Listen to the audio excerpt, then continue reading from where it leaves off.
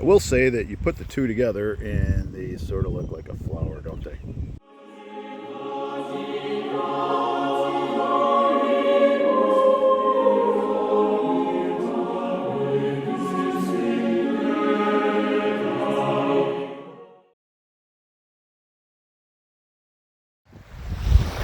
Hey, welcome to Lesson One. I think I'm going to try a Japanese style crescent today.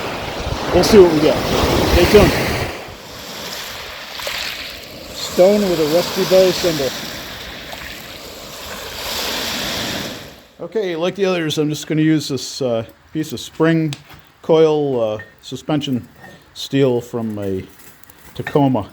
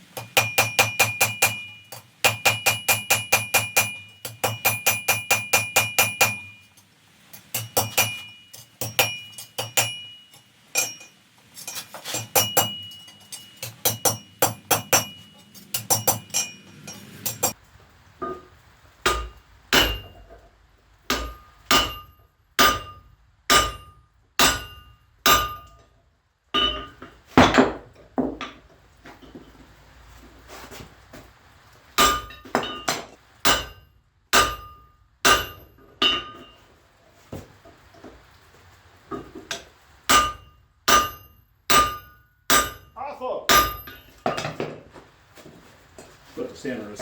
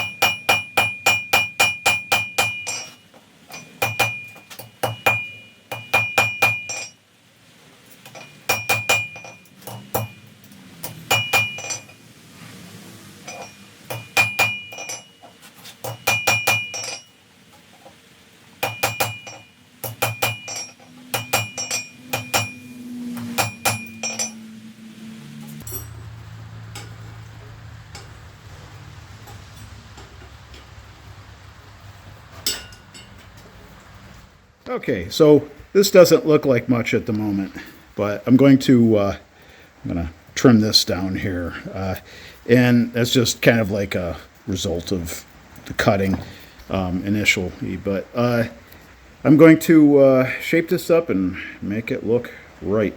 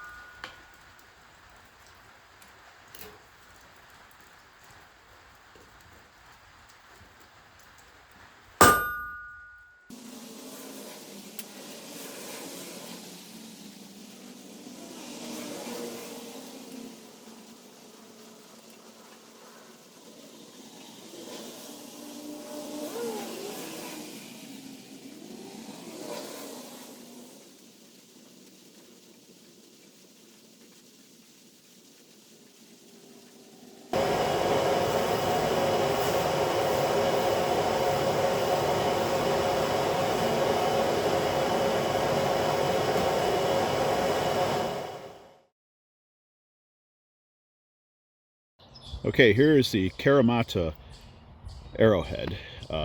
It is actually, the design is an ancient Japanese design, apparently for warfare and hunting, and is the purpose is similar to the crescent arrowheads that I made. So this is not my fletching, and it was kind of strange mounting this. But I got it together, and let's see what it does.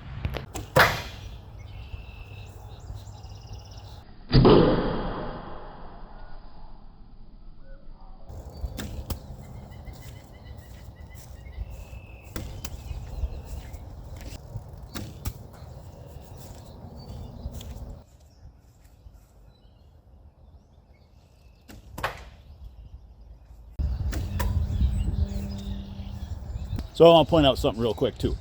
All those rope cutting shots I did down there, no, 3 actually, were about like 10 to 15 yards. So I wasn't doing those at 35 yards. Getting a shot like that 35 yards is quite a leap for somebody like me. I may just do 1 shot downrange.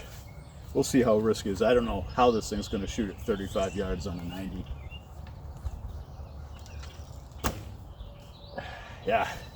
I'm gonna have to arc that. All right, we'll give this another try. This is a fairly heavy arrowhead, and even on the 90 pound, I'm gonna have to give this a bit of arc just to get it to the target. Made to the stack, but low. All right, let's try it again. 35 yards, 90 pounds, Karimata.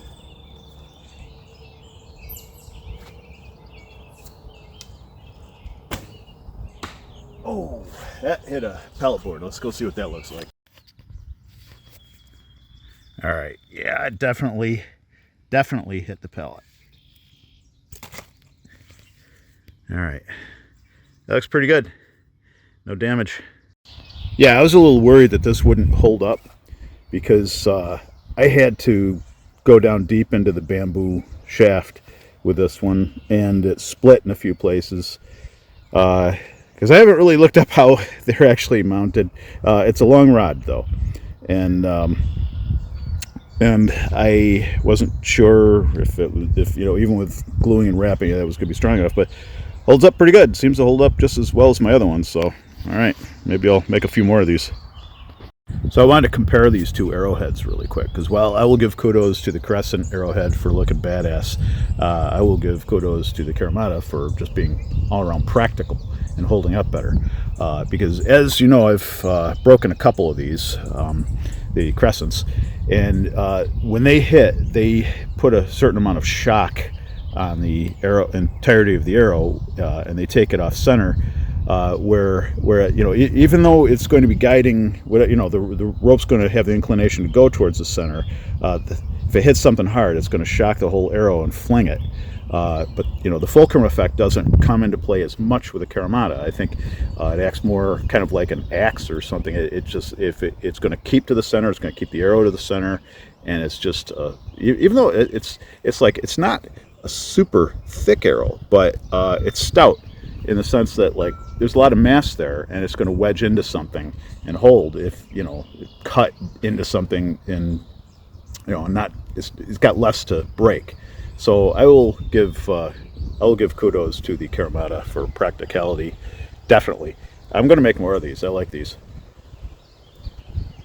Hey, thanks for hanging out, and thanks to Susa Camelo. And if I mispronounced your name, sorry, but one of the commenters who was very informative and turned me on to making something like this. He had a lot of good information on this. I've actually seen these before, but I never really had a thought to try making one, and pretty interesting. And actually, I think they're better, more effective, hold up better than the crescent arrowheads.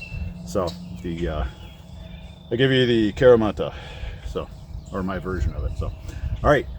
I hope you had a good week, and I will see you on the other side of this one. You stay well. Be good.